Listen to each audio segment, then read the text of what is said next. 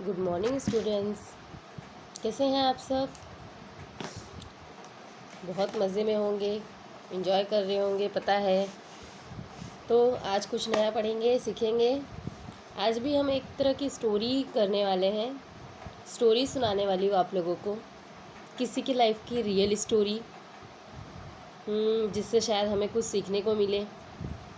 तो चलो मैं कुछ क्वेश्चन करती हूँ। जैसे कि आप लोगों की कोई इच्छा है कुछ करने की, या आप चाह रहे हो कि मेरा ड्राइंग कंपटीशन में नंबर आ जाए, या डांस कंपटीशन में, या मेरे क्लास में फर्स्ट रैंक आए, ऐसी कोई इच्छा है और उसके लिए आप मेहनत भी कर रहे हो। बिना मेहनत के नहीं होता, मेहनत भी कर रहे हो और वो चीज़ हो गई, तो आप क्या सोचेंगे? ओ आई एम सो लक्की, मैं कितना खुश नसीब हूँ, मैंने ये चीज़ कर लिया। या कोई चीज़ तुम आपके देखने की इच्छा हो और वो चीज़ आपको मिल गई देखने के लिए, तो आप अपने आप को कितना खुशनसीब समझते हैं। अरे मैं जो सोचता हूँ वो हो रहा है। तो आज इससे रिलेटेड रियल स्टोरी है, वो हम पढ़ने वाले हैं, जिसका नाम है मेरा अहोभाग्य। और ये लेसन कौन सा है? Lesson number 6। तो सब लोग ओपन करेंगे लेसन नंबर 6, पेज नंबर 14। तो ये रहा हमारा लेसन, मेरा अहोभाग्य। अहोभाग्य का मीनिंग होता है खुशनसीब, गुड लक। यानी ये समझना, अरे मैं कितना लकी हूँ, मेरा कितना गुड लक है कि मुझे ये चीज़ जो सोची मैंने वो हो गई, जो सोचा हुआ हो जाना। तो इसके राइटर कौन है? चंद्रगुप्त विद्यालंकार। ये जो लिखा है ये लेसन रियल स्टोरी पर, उनके राइटर है चंद्रगुप्त विद्यालंकार। इनका जन्म 1906 में हुआ है।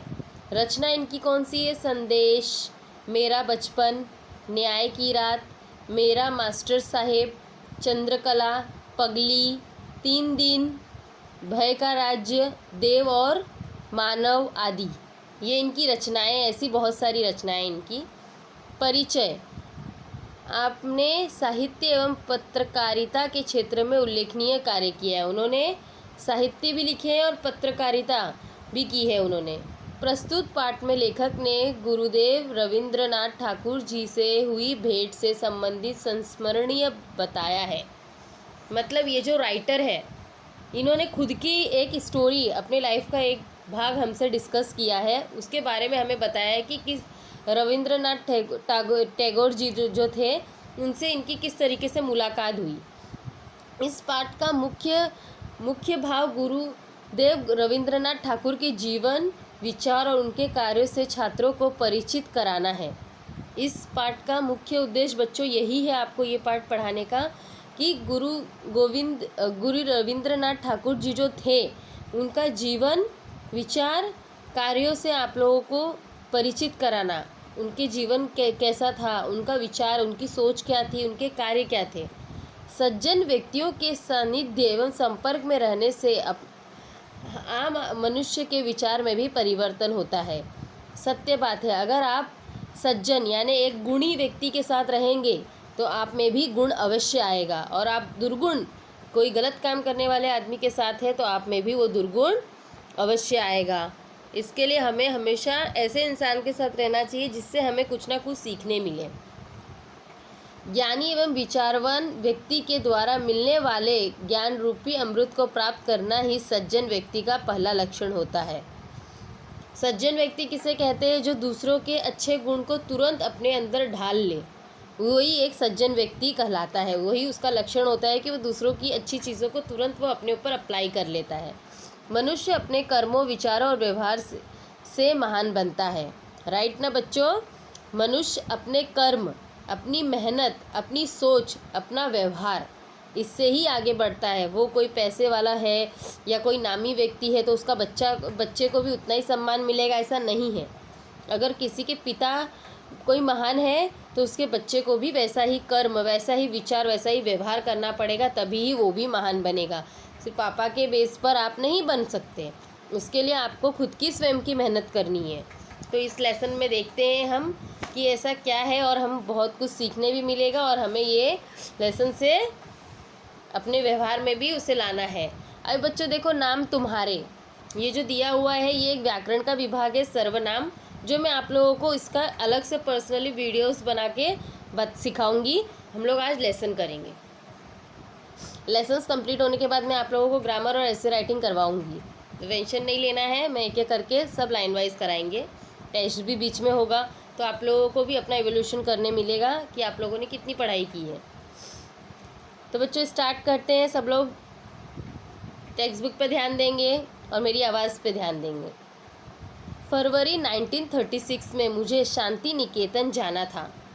वहाँ एक साहित्य कार्यक्रम होने वाला था। मैं बहुत ही उल्लासित था क्योंकि उस कार्यक्रम की अध्यक्षता स्वयं गुरुदेव रविंद्रनाथ जी करने वाले थे। पता है ना, इनका नाम ये भी बहुत प्रसिद्ध है, यानी बहुत ही फेमस राइटर थे गुरु रविंद्रनाथ जी।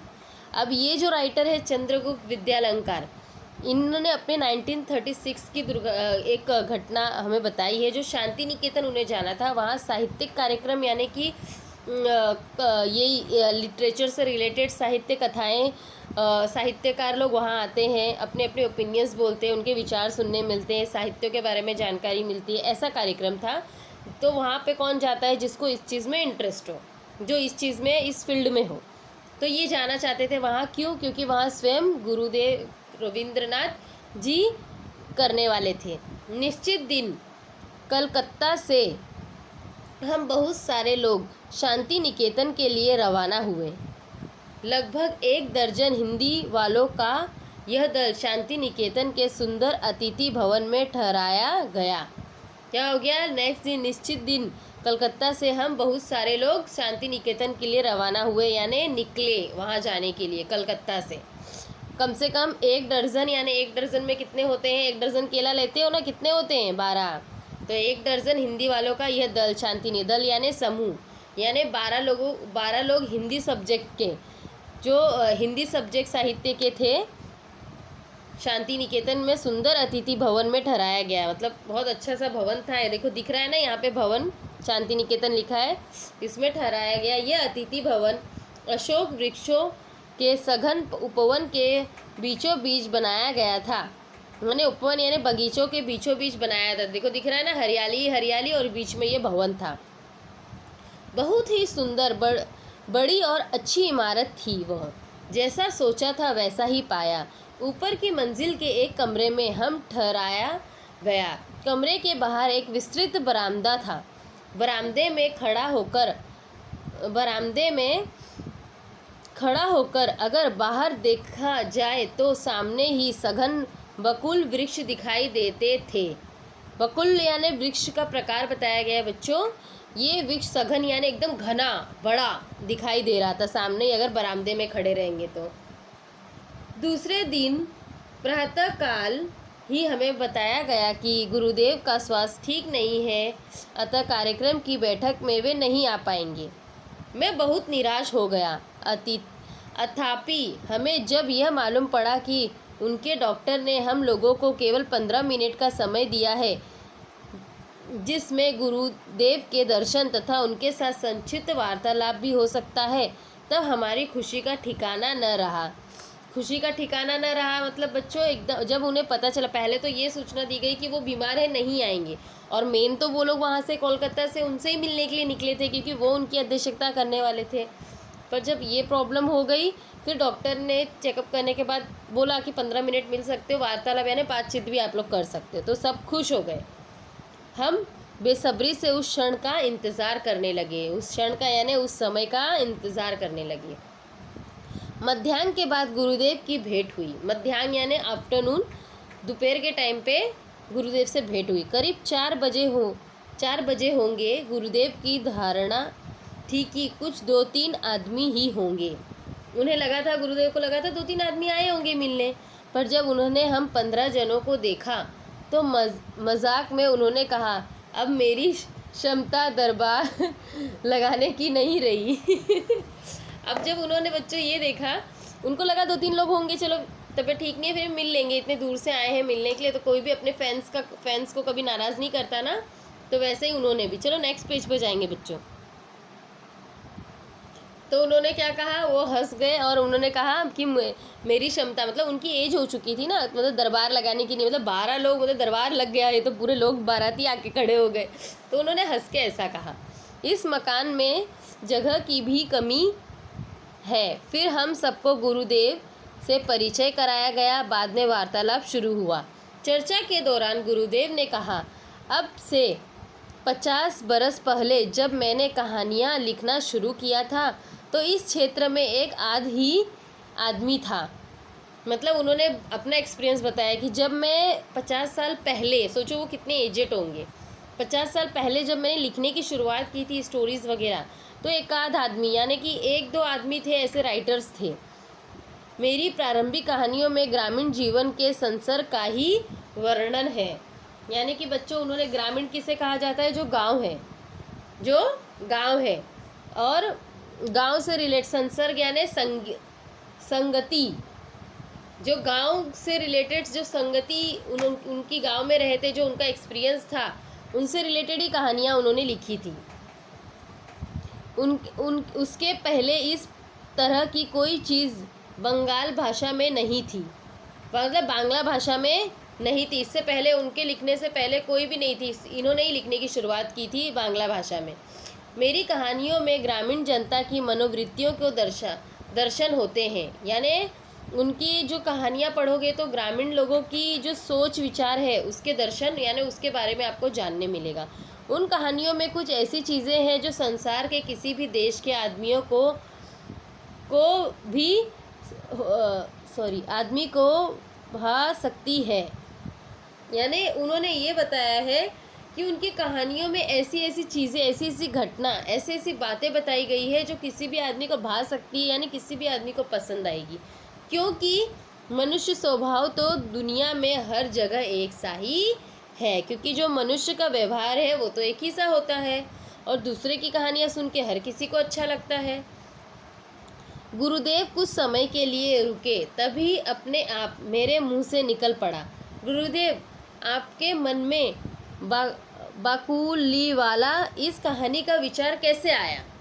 अब उन्होंने एक कहानी लिखी है, आप लोग इंटरनेट पे सर्च भी कर सकते हैं, आप लोगों को ये कहानी मिलेगी।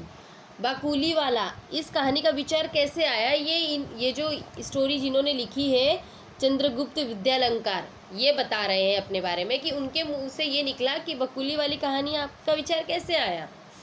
यह लोकप्रिय कहानी देश के सभी भाषाओं के सभी बच्चों को बहुत ही प्यारी लगती है। गुरुदेव बोले, वह कहानी कल्पना की सृष्टि है। कल्पना यानी इमेजिनेशन से उन्होंने बनाई है वो कहानी। एक बाकुली वाला था, वह हमारे यहाँ आता था और हम सब उससे बहुत परिचित हो गए थे। मैंने सोचा उसकी भी एक छोटी लड़की होगी और जिसकी वह याद किया करता होगा। इसी तरह वार्तालाप होता रहा। हम सबके लिए यह एक मानसिक खाद्य था। मानसिक खाद्य मतलब बच्चों कि एक तरह से ये मानसिक यानी हमारी मानसिक दिमागी तौर पे ये एक खाना था जो वो हमें रविंद्रनाथ जी बता रहे थे, मतलब हमारा माइंड डेवलप कर रहे थे, एक तरह से हमारे दिमाग को खाद्य मिल रहा था, खाना मिल रहा था। आश्चर्य की बात यह कि 15 मिनट के बजाय 40 मिनट हो चुके थे। देखो, 15 मिनट का समय दिया था और 40 मिनट यानी पौना घंटा होने आया था। अब गुरुदेव उठे, चल पड़े। जाते जाते उन्होंने कहा, जब मैं ऐसे किसी वार्तालाप के लिए कम समय देता हूँ तब मेरी वह बात सचमुच ठीक न मानिएगा, क्योंकि मुझे स्वयं लोगों से बातचीत करने में आनंद आता है। कहने का मतलब, अभी उन्होंने बोला था 15 मिनट, लेकिन देखो बात करते करते 40 मिनट लग गए। तो उन्होंने यही कहा कि मैं देता तो हूँ समय, लेकिन मुझे खुद पता नहीं चलता टाइम कैसे बीत जाता है, क्योंकि मुझे खुद लोगों से बात करना बहुत पसंद है, आनंद आता है, यानी अच्छा लगता है। हम सब ने गुरुदेव को धन्यवाद दिया और विदा ली। मैं अतिथि गृह के मेरे कमरे में वापस आया। गुरुदेव के साथ हुए वार्तालाप से मुझे एक असाधारण उल्लास की अनुभूति हो रही थी। यानी महसूस कर रहे थे वो, बहुत ही मतलब बहुत ही अंदर से उनका मन खुश हो चुका था। अगर बच्चों सोचो, आपकी इच्छा है किसी ऐसे व्यक्ति से मिलने की, बहुत से संगीतकार है, फिल्म है, हीरोज़ है, हीरोइन है, बहुत से अच्छे अप्रिशिएट धोनी, जैसे क्रिकेट में धोनी हो गए, कपिल हो गए, मतलब बहुत सारे लोग हैं जिसके अलग अलग फील्ड्स में इंटरेस्ट रहते हैं और वो उनके कोई ना कोई बोलते हैं ना लक्ष्य को प्राप्त करने वाले कोई ना कोई होता है, तो वो इनकी इच्छा होती है उससे मिलने की। अगर हम उनसे मिल ले तो हमारा मन कैसे बहुत ही खुश हो जाएगा, जैसे वैसा हो गया उनका मन। पर जब मुझे पता चला कि जिस कमरे में मुझे ठहराया गया था उसी कमरे में स्वयं गुरुदेव काफ़ी समय तक रह चुके थे, तब तब क्या हुआ बच्चों, देखते हैं। तब नेक्स्ट पेज पे जाएंगे। तब तो मेरी खुशियों का ठिकाना न रहा। अब सोचो कि आपके मन में हो कि मुझे इस व्यक्ति से मिलना है, वो आपका गाइडियन है एक तरह से, और उस कमरे में वो रह के जा चुका है और आपको भाग्य से वो कमरा रहने के लिए मिला है, तो आप कितना इमेजिनेशन करोगे कि उन्होंने यहाँ क्या सोचा होगा, यहाँ बैठ के क्या सोचा होगा, मतलब बहुत खुशी होगी ना। यह भी बता ओहो, मुझे तो यह भी बताया गया कि गुरुदेव ने गीतांजलि का अधिकांश भाग इसी कमरे के बरामदे में बैठकर लिखा था। बच्चों, रविंद्रनाथ जी द्वारा लिखा गया गीतांजलि ये बहुत ही अच्छी स्टोरी है जो बहुत फेमस हुई थी। ये भी आप लोग गूगल पे सर्च करोगे तो आप लोगों को मिल सकता है। तो उस बुक का कुछ भाग वो उन्होंने यहाँ बैठ कर के लिखा था। तो ये सुन के तो वो और खुश हो गए। मैं सचमुच भाव विभोर हो उठा। यार, भाव विभोर यानी उनकी मन भर आया, मतलब खुशी से। क्या यह सच है? मेरा अहोभाग्य था कि मैं उसी कमरे में ठहरा था जिसमें नोबेल पुरस्कार प्राप्त गीतांजलि रची गई थी। नोबेल पुरस्कार मिला था उस गीतांजलि को। हमारे राष्ट्र में नोबेल पुरस्कार मिलता है ना, वो मिला था। सोचो, इतनी अच्छी वो स्टोरी थी। मतलब तब वो राइटर जो है इस स्टोरी के, चंद्रगुप्त विद्यालंकार, मतलब उन्होंने इतना खुश हो गए वो कि मेरा अहोभाग्य, यानी मैं इतना खुशनसीब, इतना गुड लक हूँ। मुझे पता ही नहीं था कि मतलब जिस कमरे में उन्होंने बैठ करके इतना फेमस, जिसके लिए नोबेल पुरस्कार मिला था, उस कमरे में आज मुझे बैठने रहने के लिए मिला है। मतलब इतने से वो कितने खुश हो गए।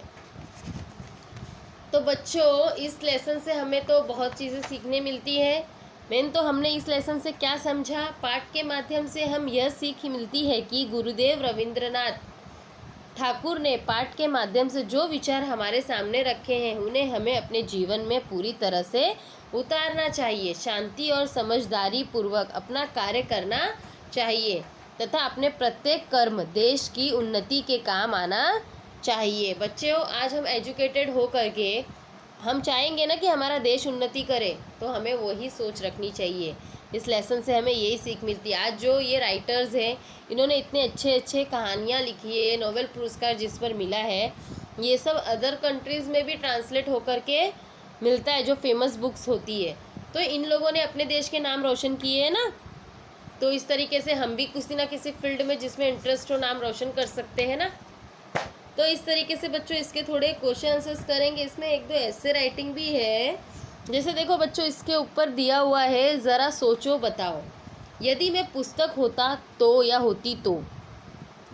ये एक ऐसे राइटिंग है और ये एक काल्पनिक इमेजिनेशन करने वाला। अगर मैं ये होता तो, अगर मैं वो होता तो, अगर मैं पक्षी बन के आसमान में उड़ सकता तो, अगर मैं राष्ट्रपति होता तो, अगर मैं वहाँ जा सकता तो ये सब क्या होता है, ये हम सिर्फ तो हुआ नहीं है, बट हम उसके बारे में सोच रहे हैं, इमेजिनेशन कर रहे हैं। तो हम इस टॉपिक पे ऐसे राइटिंग लिख सकते हैं। ये टॉपिक भी मैं आप लोगों को एक साथ PDF बना के एक्सप्लेन के साथ में कराऊंगी, पर ये हम ऐसे राइटिंग में करेंगे। ओके, तो इस लेसन के नीचे दिया है शब्दार्थ, वो देखेंगे हम।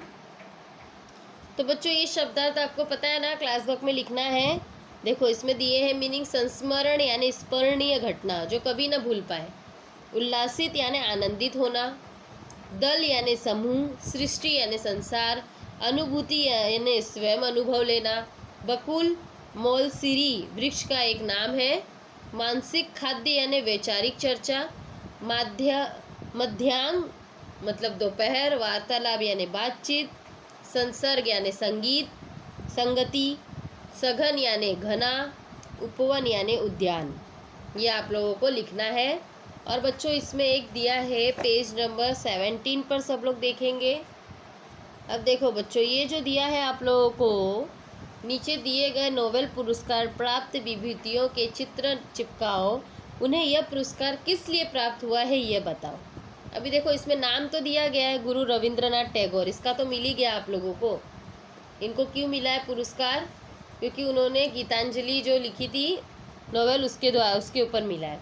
फिर है सर चंद्रशेखर वेंकटरमणन।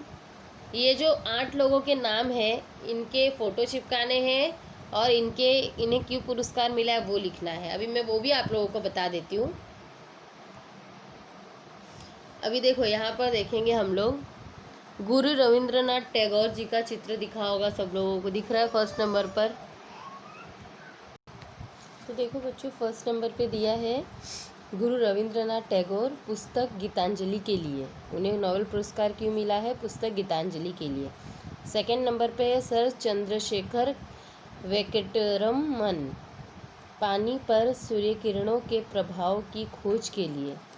पानी पर सूर्य किरण का क्या प्रभाव पड़ता है, इसकी खोज के लिए उन्हें मिला है नोबेल पुरस्कार।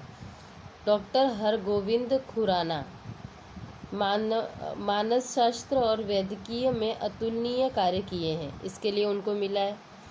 फिर है मदर टेरेसा, इनको तो सब जानते होंगे, एक समाज सेविका व सामाजिक कार्य के लिए इन्हें दिया गया है, जिनका नाम मदर टेरेसा पड़ा है। सुभद्रवर्णम चंद्रशेखर, भौतिक शास्त्र में अतुलनीय योगदान किए हैं। नेक्स्ट बच्चों, ये मदर टेरेसा जी हैं, जिनको सब जानते होंगे, सामाजिक कार्य किया है जिन्होंने 4th नंबर पर। फिर नेक्स्ट है बच्चों 5th नंबर पर सुब्रमण्यम चंद्रशेखर, भौतिक शास्त्र में अतुलनीय योगदान के लिए है। 6th नंबर पर है अमृत्य कुमार सेन, अर्थशास्त्र यानी इकोनॉमिक जो है, समाज के निम्न वर्ग के लोगों की सहायता के लिए अतुलनीय कार्य किए हैं इन्होंने। 7 नंबर पे है वेंकटरमन रामकृष्णन, ये रसायन शास्त्र में अतुलनीय योगदान दिया है इन्होंने, साइंस का एक विभाग है ये। फिर है कैलाश सत्यार्थी, इन्होंने बाल मजदूरी के विरुद्ध आवाज़ और उनके जीवन को एक नई दिशा देने के लिए अतुलनीय कार्य किया है। पहले के टाइम पे बच्चों होता था ना कि छोटे बच्चों को पढ़ने लिखने, गरीब के जो छोटे बच्चे होते थे पढ़ लिख नहीं पाते थे पैसों की कमी की वजह से, तो उन्हें मजदूरी का काम करने के लिए दिया जाता था। पर आज हमारे देश में ये कानूनी अपराध है, कोई भी बच्चों से काम नहीं करा सकता, उनको नहीं रख सकता। और वैसे भी गवर्नमेंट 8 तक तो मुफ्त में पढ़ाती ही है, तो उसका लाभ हम उठा सकते हैं। उस क्षेत्र में इन्होंने काम किया है। आप लोगों को क्लास वर्क में इनके पिक्स लगा करके इनको क्यों पुरस्कार मिला है वो लिखना है। अगर आपको पिक्स नहीं मिलेंगे तो कोई बात नहीं है, ये जो PDF में भेजूँगी इसका प्रिंट आउट निकालो और उसमें से कट करके ये फ़ोटो लगाओ और उसके नाम लिखो। ओके, अब इस लेसन के कुछ क्वेश्चन आंसर्स कर लेते हैं। फर्स्ट क्वेश्चन आंसर्स डालना है, लिखना है निम्नलिखित वाक्य सही है या गलत लिखिए। फर्स्ट है कार्यक्रम की अध्यक्षता लेखक करने वाले थे, रॉन्ग है ना, कौन करने वाले थे? रविंद्रनाथ ठाकुर जी ना। सेकंड, मध्याह्न के बाद गुरुदेव की भेंट हुई, सही है, राइट, दोपहर के बाद भेंट हुई थी। थर्ड, गुरुदेव ने लगभग 10 मिनट बात की, रॉन्ग, कितने मिनट की थी? 40 मिनट। फोर्थ, गीतांजलि के लिए रविंद्रनाथ ठाकुर को भारत रत्न दिया गया, गलत है, कौन सा? नोबेल पुरस्कार मिला है ना। फिफ्थ, गुरुदेव की सेहत ठीक नहीं है, यह सुनकर लेखक को दुख हुआ, सही था, दुख हो गए, अपसेट हो गए थे ना वो लोग। तो ठीक है, इसका क्वेश्चन आंसर्स आप लोगों को लिखना है। जैसे अभी एक वाक्य में उत्तर लिखना है सेकंड क्वेश्चन डाल के। फर्स्ट है साहित्यिक कार्यक्रम कहाँ होने वाला था, कहाँ होने वाला था? शांति निकेतन में, राइट ना। सेकंड है ब्लैक टिक वाला ही लिखना है खाली आप लोगों को। गुरुदेव की कहानियों में कौन सी मनोवृत्ति के दर्शन होते हैं? गुरुदेव की कहानियों में ग्रामीण जनता की मनोवृत्ति, ग्रामीण बोला था ना, विलेज वालों के बारे में वो लिखते थे। थर्ड, संस्मरण में किस कहानी का उल्लेख किया गया है? संस्मरण में किस में किया गया है? बाकुली वाला कहानी का। फिर फोर्थ है हिंदी वाले के दल को कहाँ ठहराया गया था? कहाँ ठहराया गया था? शांति निकेतन के सुंदर अतिथि भवन में ठहराया गया था। ओके, देखो बच्चों, ये क्वेश्चन दिया है ना आपके टेक्स्ट बुक में, अपने मनपसंद व्यक्ति का साक्षात्कार लेने हेतु कोई 5 प्रश्न लिखिए। यानी कि जैसे कि इस राइटर को डॉक्टर रविंद्रनाथ जी टैगोर से मिलना था, तो उन्होंने अपने मन में जो जो पूछना होगा वो मन में रखते हैं ना, क्वेश्चन पूछ के हम जाते हैं ना। इसी प्रकार से अगर आपको किसी से साक्षात्कार यानी ऐसे ही किसी व्यक्ति से मिलना है तो आप उनसे क्या क्या प्रश्न करेंगे, उससे ऐसे 5 प्रश्न बताइए। तो वो आप खुद से भी बना सकते हैं कि आपको जिससे मिलना है उससे रिलेटेड क्वेश्चंस रहेंगे ना, उस फील्ड से रिलेटेड। वैसे इसमें जो दिया है वो मैं बताती हूँ। जैसे कि मनपसंद व्यक्ति प्रधानमंत्री श्री नरेंद्र मोदी जी, आजकल ये बहुत फेमस चल रहे हैं इनका, तो इनसे मिलने के लिए भी लोग तरसते हैं भाई। तो इनसे मिलने के लिए क्या क्या क्वेश्चंस हम बनाए हैं देखते हैं। फर्स्ट, महोदय आपका पूरा नाम क्या है? हम सामने वाले से पूछेंगे पूरा नाम क्या है। सेकंड, आपका जन्म कब और कहाँ हुआ? थर्ड, आप अपने जीवन में क्या बनना चाहते थे? फोर्थ, आप अपने देश के लिए और क्या करना चाहेंगे? फिफ्थ, आपके विचार से देश के सामने खड़ी सबसे बड़ी समस्या कौन सी है? नरेंद्र जी से मिलना है तो वो तो देश से रिलेटेड ही क्वेश्चंस करेंगे, तो हम इस टाइप के क्वेश्चंस बना सकते हैं। जिसको जिससे मिलना है उसे उस टाइप के क्वेश्चंस बनाने हैं। ओके,